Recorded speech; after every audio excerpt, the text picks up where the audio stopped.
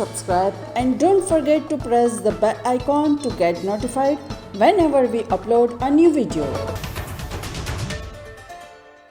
नमस्कार, स्वागत है आपका 18 नाउ स्वदेश में और आप देख रहे हैं हमारी खास पेशकश टैक्स मंत्रा, जहां हम हर बार की तरह आपको बताएंगे आउट ऑफ द बॉक्स तरीके टैक्स बचाने के। और आज हम चर्चा करेंगे एक खास और इंटरेस्टिंग टॉपिक पर, टैक्स रिबेट। ये इंटरेस्टिंग क्यों है, पहले तो ये हम आपको बता देते हैं। देखिए, ये तो आपको मालूम ही होगा कि जो basic income tax exemption limit है वो 2.5 लाख है, उसके वहां तक आपको टैक्स नहीं देना पड़ता। लेकिन अगर आपकी इनकम थोड़ी ज्यादा है, 5 लाख तक की है या 5 लाख से थोड़ी कम है, तो थोड़ा बहुत टैक्स आपका बनता जरूर है। लेकिन इस टैक्स रिबेट के जरिए अगर आप प्रॉपर तरीके से प्लानिंग करें तो वहां पर आपको कोई टैक्स नहीं देना पड़ेगा। और यही नहीं, अगर आपकी सालाना आय भी 10 लाख के आसपास हो जाती है तो वहां तो टैक्स बनता ही बनता है। लेकिन उसके बाद भी हम आपको कुछ ऐसे तरीके बताएंगे, कुछ ऐसे मेथड्स बताएंगे जिसके जरिए आप अपना टैक्स बचा सकते हैं और काफी हद तक अगर प्रॉपर तरीके से आपने प्लानिंग की तो उसको जीरो भी कर सकते हैं। तो जीरो टैक्स कैसे करें सेलिब्रेट, ये है आज का हमारा खास टॉपिक। और हमेशा की तरह आज हमारे साथ बने हुए हैं टैक्स गुरु और टैक्स पेयर एजुकेशन के चैंपियन मुकेश पटेल। मुकेश सर, बहुत बहुत शुक्रिया समय देने के लिए। और हर बार की तरह आप हमारे साथ आज जुड़े हैं हमारे दर्शकों की मदद करने के लिए। और आज का जो टॉपिक है वो भी काफी इंटरेस्टिंग है और जरूर इसका फायदा हमारे दर्शकों को काफी ज्यादा मिलेगा। तो पहले तो आपसे ये समझना चाहेंगे शो की शुरुआत में ही ये बताएं कि ये जो टैक्स रिबेट है, इनकम टैक्स रिबेट है, इसके मायने क्या है, इसके मतलब क्या है और कौन कौन इसका फायदा उठा सकते हैं। जरूर पूजा, इनकम टैक्स रिबेट जो है वो आयकर कानून के सेक्शन 87A के तहत उसके प्रावधान हैं। अब हमें ख्याल में रखने वाली बात यह है कि 87A के तहत रिबेट किसको मिल सकता है और कितना मिल सकता है। तो सबसे पहला सवाल है किसको मिल सकता है। तो ये जो रिबेट है वो केवल इंडिविजुअल टैक्स पेयर्स को मिल सकता है। हमें ध्यान में रखना है कि पर्सनल टैक्स पेयर्स की कैटेगरी में एक और आता है HUF, हिंदू अनडिवाइडेड फैमिली। तो HUF को आयकर रिबेट का फायदा नहीं मिल सकता है। दूसरा कि जो रिबेट है वो उसका फायदा लेने के लिए आपका इनकम टैक्स एक्ट के तहत स्टेटस होना चाहिए रेसिडेंट, माना रहीश। अगर आप नॉन रेजिडेंट हैं, बिन निवासी हैं, तो आपके केस में आपको रिबेट का फायदा नहीं मिलता है। और एक तीसरी शर्त यह भी है कि रिबेट कब मिल सकता है, अगर आपकी सालाना taxable income, keep in mind, कर पात्र आय जो है वो 5 लाख रुपए से कम है। अगर ये तीनों शर्त आप पूर्ण करते हैं तो आपको रिबेट मिल सकता है। अब सवाल यह आएगा कि कितना रिबेट। तो इनकम टैक्स एक्ट के सेक्शन 87 ये कहता है कि आपको जो एक्चुअल टैक्स भरने लायक होता है, आपकी जो देनदारी बनती है, वो अमाउंट या तो 12,500, 12,500, 12,500 दोनों में से जो कम है वो अमाउंट का रिबेट आपको मिल सकता है।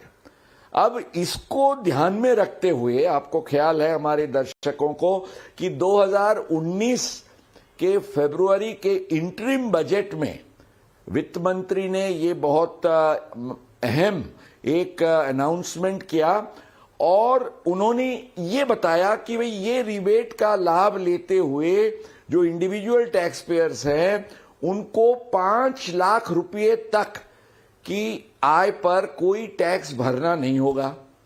अब आप सेक्शन 87A में जाएं तो ये तो कहीं नहीं लिखा है कि 5 लाख की आय तक आपको टैक्स नहीं भरना है। वहां इतना जरूर है कि 5 लाख से आपकी आय कम होनी चाहिए। तो ये 5 लाख का जो कोलोक्वियल मेंशन हुआ, कैसे, हमारे आयकर कानून के तहत हम जानते हैं कि 2.5 लाख अपनी बेसिक एग्जम्पशन लिमिट है उसके बाद 2.5 लाख के बाद 2.5 लाख से 5 लाख के बीच में जो आपकी इनकम टैक्सेबल होती है उस पर टैक्स का स्लैब है 5%।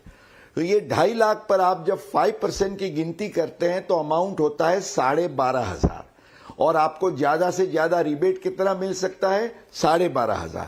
तो इसको ख्याल में रखते हुए आपकी टैक्स की जिम्मेवारी जो है वो 0 होती है और आप कह सकते हैं कि भी 5 लाख तक की मेरी नॉर्मल इनकम है तो मुझे कोई टैक्स नहीं भरना है। अब ख्याल में रखना यह है कि अगर कोई स्पेशल रेट से आपकी इनकम टैक्स होने जा रही है, जैसे कि कैपिटल गेन्स होता है उसके लिए 5% नहीं उससे ज्यादा और स्पेशल रेट है, तो उस केस में 12,500 ही आपको मिलेगा। इसका मतलब ये नहीं है कि 5 लाख पूरा आपको कैपिटल गेन आपका है तो वो एग्जम्प्ट हो जाएगा टैक्स में से। बिल्कुल। तो देखिए, अभी हमने शुरुआत में आपको बताया कि इनकम टैक्स रिबेट क्या है, किसको मिल सकता है और किस तरीके से मिल सकता है। इस पर जी जो आपने एक्सप्लेनेशन दिया मुकेश सर, इसको ध्यान में रखते हुए एक और सवाल फिर मेरे दिमाग में आया, क्योंकि कैपिटल गेन्स पर भी टैक्स दिया जाता है, तो वहां पर जो हम टैक्स देते हैं क्या उस पर भी रिबेट मिल सकता है? पूजा, ये बहुत ही इंटरेस्टिंग क्वेश्चन आपने रेज किया है और मेरे ख्याल से हमारे दर्शकों को हम कहेंगे और खास तौर से ईटी नाउ स्वदेश के दर्शक जो बाजार में निवेश करते हैं, जिनको शेयर्स, म्यूचुअल फंड, सिक्योरिटीज वगैरह से कैपिटल गेन्स होता है और अगर वो 5 लाख की टैक्सेबल इनकम के दायरे में रहते हैं और उनको रिबेट का फायदा मिलने का एलिजिबल है वो, तो उस केस में कैसे ये गिनती की जाएगी ये बहुत ही रोचक है। इसलिए मैं 2-3 छोटे एग्जाम्पल्स देके ये समझाऊंगा। अब हमारे 3 प्रकार के सेक्शंस हैं जहां कैपिटल गेन्स का टैक्स होता है। सबसे पहले तो एक शॉर्ट टर्म कैपिटल गेन्स जो सिक्योरिटीज पर सिक्योरिटीज ट्रांजैक्शन टैक्स माना एसटीटी भरा जाता है और ऐसे केस में शॉर्ट टर्म माना 1 साल के अंदर आपके सिक्योरिटीज जो इक्विटी या mutual funds, equity oriented funds हैं, शेयर्स हैं, म्यूचुअल फंड्स हैं, उस पर हमारे दर्शक जानते हैं 15% का रेट है और 111A के तहत ये है। अब 111A में ख्याल रखिएगा आपको रिबेट जरूर मिल सकता है, उस पर कोई रिस्ट्रिक्शन नहीं है। अब उसकी गिनती कैसे की जाएगी? मान लीजिए कि एक केस में आपकी 4 लाख का केवल short term capital gains from securities है और 2.5 लाख तो आपका बेसिक एग्जम्पशन है, तो रह गया 1.5 लाख। 1.5 लाख पर 15% के हिसाब से आपका टैक्स बनता है 22,500, 22,500। तो उसमें से 12,500 हम कम करेंगे रिबेट का और बाकी का जो 10,000 है वो आपको भरना है, ये ख्याल में रहे। अब दूसरा केस लेते हैं, सेक्शन 112। अब ये जो है ये एक पुराना सेक्शन है कि जो नॉर्मल कैपिटल गेन्स है जहां एसटीटीज का कोई कनेक्शन नहीं है, माना कि प्राइवेट कंपनी के शेयर्स होते हैं या आपका gold, jewellery, ornaments, land, building वगैरह का है, उधर मान लीजिए आपका 5 लाख के अंदर ये कैपिटल गेन्स का अमाउंट आता है और आपकी वही इनकम है, तो एक एग्जाम्पल के तौर से हम ले लें कि 3.5 लाख आपकी long term capital gains under section 112 है जिसका टैक्स का रेट है 20%। तो 2.5 लाख को निकालते हुए 1 लाख पर 20% के हिसाब से हो गया 20,000 का टैक्स। तो वहां भी आपको rebate, you are eligible to claim that, तो उसको हम कम करते हैं तो 7,500 का टैक्स आपको भरना होगा। और एक तीसरी जो सेक्शन है जो सबसे एंड में आई, क्योंकि पहले तो ये था नहीं, ग्रैंडफादरिंग के जब प्रोविजंस आए और long term capital gains of equity, shares and mutual funds जब टैक्सेबल हुए हमारे आज से 2 साल पहले, तब ये प्रोविजन आया 112A का, जहां 10% के हिसाब से टैक्स लिया जाता है। तो ये जो 10% का टैक्स है 112A, हमारे दर्शकों को खास मैं ख्याल कराता हूं कि यहां आपको कोई एग्जम्पशन रिबेट का फायदा है वो दिया नहीं जाता है। माना 111A और 112 में रिबेट इज इन, 112A में रिबेट इज आउट। तो समझिए कि आपका 5 लाख का LTCG है पूरा इसी का। एक फायदा जरूर आपको मिल सकता है, 112A में 1 लाख तक की आपको छूट है क्योंकि उस पर टैक्स नहीं लगता है। तो बाकी रह गया 4 लाख, और वो 4 लाख में से 2.5 लाख निकाल के जो 1.5 लाख रहा उस पर 10% के हिसाब से 15,000 रुपया ये आपको पूरा टैक्स भरना होगा, क्योंकि इसमें से आपको कोई फायदा नहीं मिलेगा रिबेट का, ये ख्याल में रखें। बिल्कुल। और देखिए कितने अच्छी तरीके से कैलकुलेशंस करके हमने आपको यहाँ पर बताने की कोशिश की कि किस तरह से आपको फायदा मिल सकता है। और मुकेश जी, अभी जब आप कैपिटल गेन टैक्स और ग्रैंडफादरिंग की बात कर रहे थे, मुझे मेरे हमारे पुराने एपिसोड्स भी याद आ गए जिसमें आपने ये टर्म्स हमें समझाए भी थे काफ़ी अच्छे तरीके से। तो दर्शकों से भी मेरी रिक्वेस्ट है, अगर आप भूल रहे, कुछ रिविजन करना चाह रहे तो हमारे जो वीडियोज़ हैं वो सोशल मीडिया प्लेटफॉर्म पर भी अवेलेबल है, आप वापस से जाकर वो टर्म्स को समझ सकते हैं। और जो भी जानकारी हम आपको दे रहे हैं बहुत इंपॉर्टेंट और अहम जानकारी है, उसका फायदा आप उठा सकते हैं। और इसी के साथ ही साथ अगर आपके कुछ सवाल है, कुछ क्वेरीज हैं, तो वो भी आप हमें भेज सकते हैं सोशल मीडिया प्लेटफॉर्म के जरिए। और एक नंबर भी आपके स्क्रीन पर फ्लैश हो रहा है, आप उसके जरिए अपने सवाल हमसे पूछ सकते हैं। इस पर मुकेश जी एक और सवाल होगा, जो भी एक्सप्लेनेशन अभी जो भी चर्चा हमने की, अब इसका मतलब क्या ये निकाला जाए कि अगर 5 लाख के ऊपर इनकम एक्सीड हो रही है तो क्या उस पर टैक्स का फायदा नहीं मिलेगा, इस रिबेट का फायदा नहीं मिलेगा? पूजा, हमारे दर्शकों के लिए एक आज खास भेंट देना चाहते हैं, और वो ये है कि सालाना आपकी ग्रॉस इनकम 10 लाख तक की भी है तो उस केस में आप अलग अलग डिडक्शंस, जिसको हम कटौती कहते हैं, और रिबेट की छूट लेते हुए 0 टैक्स का प्लानिंग कैसे करें। और ये समझाने के लिए मेरे ख्याल से सबसे बढ़िया तरीका होगा एक छोटा सा वीडियो खास तौर से हम पेश करें। मान लीजिए कि आप कोई सैलरीड है या इन्वेस्टर है और आपकी ग्रॉस इनकम सालाना रुपया 10 लाख है। 10 लाख की ग्रॉस इनकम पर 0 टैक्स का आयोजन कैसे किया जाए। टैक्स पेयर अगर सैलरीड है तो 50,000 का स्टैंडर्ड डिडक्शन उसे मिलता है। हाउस प्रॉपर्टी के संदर्भ में या तो अपने घर पर उसने हाउसिंग लोन ली है तो सेक्शन 24 में उसे 2 लाख तक का ब्याज डिडक्शन मिलता है। अगर उसका घर नहीं है और वो रेंट पे करता है, सैलरीड एम्प्लॉय के केस में हाउस रेंट अलाउंस सेक्शन 10(13) के तहत भी डिडक्शन मिल सकता है। मान्य बचत और खर्च सेक्शन 80C में जो आप करते हैं अलग अलग सेविंग्स या एक्सपेंसेस के लिए, तो उसका 1.5 लाख रुपए का डिडक्शन। एनपीएस में निवेश सेक्शन 80CCD के तहत 50,000 रुपये का और एक स्पेशल डिडक्शन। आपके केस में फैमिली का मेडिकल प्रीमियम का पेमेंट 25,000 और सीनियर माता पिता भी आपके साथ हैं तो उनके प्रीमियम या एक मेडिकल एक्सपेंडिचर का एक्स्ट्रा 50,000 गिनते हुए मिल सकता है 75,000। अगर नॉन सीनियर है तो उसके सेविंग बैंक अकाउंट के इंटरेस्ट में उसे 10,000 मिलता है और सीनियर सिटीजन के केस में बैंक डिपॉजिट या सेविंग्स बैंक दोनों को मिला के कुल 50,000 रुपये का डिडक्शन मिलता है। तो ये सब डिडक्शंस का टोटल आसानी से हो जाएगा 5 लाख के आसपास।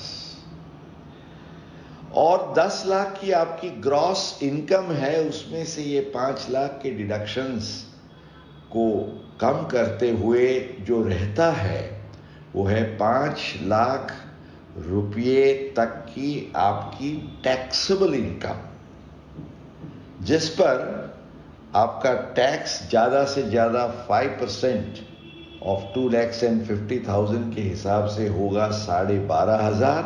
और सेक्शन 87A के तहत आप अगर रेसिडेंट हो, इंडिविजुअल हो, तो आपको टैक्स का रिबेट 12,500 तक मिलता है, तो हो जाता है जीरो टैक्स।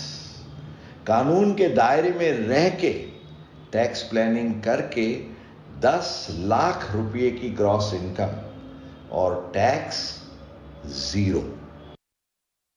तो देखिए कितने ब्यूटीफुल तरीके से और कितने बेहतर तरीके से हमने आपको बताया। एक out of the box thinking है ये, जिस तरीके से आप अपना टैक्स बचा सकते हैं। मुकेश जी, अगला सवाल होगा कि अगर टैक्स पेयर रिबेट की जो 5 लाख की सीमा है उसको थोड़ा भी पार कर देता है और वहां पर अगर प्रॉपर प्लानिंग नहीं हुई तो फिर क्या हो सकता है? पूजा, इसके लिए मैं कहता हूं कि रिबेट की लक्ष्मण रेखा का बहुत ख्याल करना आवश्यक है। ये 5 लाख की जो अमाउंट है ना, वो लक्ष्मण रेखा समी है। एक बार आपने जरा सा भी क्रॉस कर दिया तो आप खतरे में आ सकते हैं। मैं एक एग्जाम्पल से आपको समझाऊं। मान लीजिए कि एक टैक्स पेयर के केस में 5,03,000 की टैक्सेबल इनकम हो जाती है, तो उसको रिबेट का फायदा नहीं मिलता है। और इसमें ख्याल रखने वाली बात है कि इनकम टैक्स एक्ट 87A में मार्जिनल रिलीफ का भी कोई प्रावधान नहीं है, इसलिए टैक्स की गिनती शुरू हो जाती है 2.5 लाख से। तो 5,03,000 पर आपका टैक्स बनता है 13,624, 13,624। अब आप देखिए, 3,000 आप क्रॉस कर गए, आपको भरना पड़ा 13,624। तो इसके लिए हमारा गुरु मंत्र होगा कि ख्याल रहे कि साल पूरा हो, वित्तीय साल, उसके पहले गिनती कर लें। अगर ये 3,000 आपका बढ़ जाता था तो आप 31 मार्च तक अगर डोनेशन भी दे देते थे किसी को, तो 3,000 के डोनेशन से आपका बच जाता था 13,624। तो ये बहुत ख्याल रखने वाली बात है पूजा। ओके, ठीक है। तो ये यहाँ पर आपको राय दे दी है, इसको इस बात को जरूर ध्यान में रखिए। अब चलिए, हमें सवाल भी मिलना शुरू हो चुके हैं और पहला सवाल हमें आया है कोलकाता से लाल श्याम झा जी का। आइए उनका सवाल सुन लेते हैं। मेरा नाम लाल श्याम झा है, मैं कोलकाता से हूँ और एक सीनियर सिटीजन हूँ। मेरा एनुअल इनकम का main source equity mutual fund के रिडम्पशन और शेयर मार्केट से है। इसके अलावा fix deposit, senior citizen saving certificate से है। तो क्या मैं इनकम टैक्स रिटर्न भरते समय इसको जो भी प्रोसीड्स आती है शेयर्स या म्यूचुअल फंड से, उसको टोटल इनकम में सीधे जोड़ दूं, या शॉर्ट टर्म या लॉन्ग टर्म का जो गवर्नमेंट का रूल है उसमें उसको उसके अनुसार से ही टैक्स पे करूं, और इंटरेस्ट इनकम जो आ रही है एफडी और सीनियर सिटीजन से, उसको मैं टोटल इनकम में दिखाऊं? तो मुझे इसके लिए क्या करना चाहिए? Thank you. Okay, Mukesh ji, आपकी राय क्या होगी इस पर? पूजा, लालश्याम जी को हम ये रिप्लाई देंगे कि कैपिटल गेन्स जो है उसका एक अलग हेड है, उसका एक अलग रेट है। इसलिए 111A और 112A में अगर पड़ता है तो उसको आप अदर इनकम में दिखा के फायदा नहीं ले सकते। आपको ये प्रलोभन हो सकता है कि मैं ये 5% वाले रेट में जाके मेरा टैक्स कम करूं, पर यह पॉसिबल नहीं है। आपको ध्यान में रखना है कि यू विल हैव टू पे the tax at the regular rates of capital gains. इसके लिए आपको ITR 1 नहीं भर सकते, ITR 2 भर के आपको आगे चलना है। लाल श्याम जी। ओके, ठीक है। तो ये राय लाल श्याम जी आपको दे दी गई है। अगले दर्शक हमारे साथ मुंबई से इस वक्त जुड़ रहे हैं, दीपक कार्णिक हमारे साथ जुड़े हैं। दीपक जी नमस्कार, पूछिए क्या सवाल है आपका? हेलो, मैं दीपक कर्णिक मुंबई से बोल रहा हूँ। मुझे सेक्शन 54 ईसी बॉन्ड्स पे क्लैरिफिकेशन चाहिए। अगर मैं ये बॉन्ड्स पे इन्वेस्ट करूँ तो क्या मैं long term capital gain debt mutual fund पे और इक्विटी म्यूचुअल फंड के लॉन्ग टर्म कैपिटल गेन पे भी टैक्स सेव कर सकता हूँ क्या? प्लीज़ क्लैरिफाई करिए। Thank you. मुकेश जी, आप क्या सजेस्ट करेंगे दीपक जी को? कर्णिक जी, आपको ये ख्याल में रखना है कि 2018-19 के वित्तीय वर्ष से आयकर कानून में एक बहुत इंपॉर्टेंट अमेंडमेंट किया गया, एक महत्वपूर्ण सुधार आया। क्या? पहले तो कोई भी इमूवेबल या मूवेबल दोनों प्रॉपर्टीज के लिए जो कैपिटल लॉन्ग टर्म गेन होता है उसमें आप एग्जम्पशन लेने के लिए 54 ईसी के 50 लाख के बॉन्ड्स में निवेश कर सकते थे। लेकिन अब जो परिस्थिति है उसके आधार से आप केवल इमूवेबल प्रॉपर्टी माना लैंड या बिल्डिंग या बोथ उसी के लिए आप ये फायदा ले सकते हैं, माना कि shares, securities, mutual funds, jewellery ornaments, movable properties में आप ये फायदा नहीं ले सकते हैं। ओके, ठीक है। तो ये राय दीपक जी आपको दे दी गई है। एक और दर्शक हमारे साथ कोलकाता से जुड़ रहे हैं, विवेक जी। विवेक जी नमस्कार, पूछिए, आपका क्या सवाल है? हेलो सर, मेरा नाम विवेक सिंह हुआ और मैं कोलकाता से बोल रहा हूँ। सर, मैं एक प्राइवेट ऑटोमोबाइल कंपनी में जॉब करता हूँ, लेकिन मेरी कंपनी इस साल के दिसंबर एंड में अपनी ऑपरेशन शट डाउन करने जा रही है, जिसके लिए कंपनी अपने एम्प्लॉय को सेवरेंस पैकेज दे रही है। तो सर, मेरा क्वेश्चन ये है कि क्या हम इस सेवरेंस पैकेज पर अपना टैक्स को सेव कर सकते हैं क्या? ओके, काफ़ी इम्पोर्टेंट सवाल है। उम्मीद करते हैं बाकी सारे दर्शकों को भी इससे मदद मिलेगी। मुकेश जी, आप इनको क्या सजेस्ट करेंगे? पूजा, इनके लिए मैं खुशखबरी ये दे सकता हूं, हालांकि certain conditions will have to be fulfilled, but in principle जिसको ये सेवरेंस पैकेज कहते हैं, इसको हम वॉलंटरी रिटायरमेंट स्कीम VRS का कॉम्पेंसेशन से इक्वेट कर सकते हैं। और आयकर कानून की जो सेक्शन 10 सब सेक्शन 10C है उसमें ये विशेष प्रावधान है कि आयकर नियम रूल 2BA की कुछ कंडीशंस हैं, अगर वो फुलफिल की जाती है तो कंपनी के जो भी एम्प्लॉयज हैं उनको VRS का जो कॉम्पेंसेशन दिया जाता है वो कॉम्पेंसेशन रुपया 5 लाख की सीमा में, माना with in the limit of 5 lakh, उसका आपको पूरा एग्जम्पशन मिल सकता है। तो आप इस दिशा में आप जरूर प्रयत्नशील रहें और इसका फायदा लें। ओके, ठीक है विवेक जी, ये राय आपको दे दी गई है और आपके सवाल से हम उम्मीद करते हैं कि बाकी सारे दर्शकों को भी आपके सवाल से ज़रूर मदद मिलेगी। मुकेश जी, आपका भी बहुत बहुत शुक्रिया हमारे साथ जुड़ने के लिए और आज के इस टॉपिक पर, टैक्स रिबेट पर डिटेल में हमारे दर्शकों को समझाने के लिए बहुत बहुत शुक्रिया आपका। चलिए, अब वक्त है मेरे फेवरेट पार्ट का, जो कि है गुरु मंत्र। मैं शो के दौरान आपके लिए गुरु मंत्र लिख लेती हूँ, जो कि आपको भी हम समझाते हैं और इससे आपको फ़ायदा भी मिलने की उम्मीद हम कर रहे हैं। पहला गुरु मंत्र तो यही है कि यदि आपकी ग्रॉस इनकम 10 लाख तक है और उस पर आप कटौती और रिबेट की छूट का फ़ायदा उठाकर जीरो टैक्स बेनिफिट उठा सकते हैं, अगर आप प्रॉपर तरीके से प्लानिंग करें तो। और देखिए, हमने आपको प्रॉपर तरीके से समझाया स्क्रीन पर कि कैसे आप उसकी प्लानिंग कर सकते हैं। और दूसरा गुरु मंत्र, 5 लाख रुपए की छूट वाली लक्ष्मण रेखा का जरूर ध्यान रखें, नहीं तो इस सीमा को अगर आपने पार किया तो फिर आपको ये जो लक्ष्मण रेखा पार करने का जो मुआवजा भरना पड़ सकता है, महंगा पड़ सकता है आपको। तो यहाँ पर आप जरूर ध्यान रखिए और टैक्स रिबेट का फायदा आप यहाँ पर उठा सकते हैं। चलिए, इस नोट के साथ मुझे दीजिए इजाजत। नमस्कार।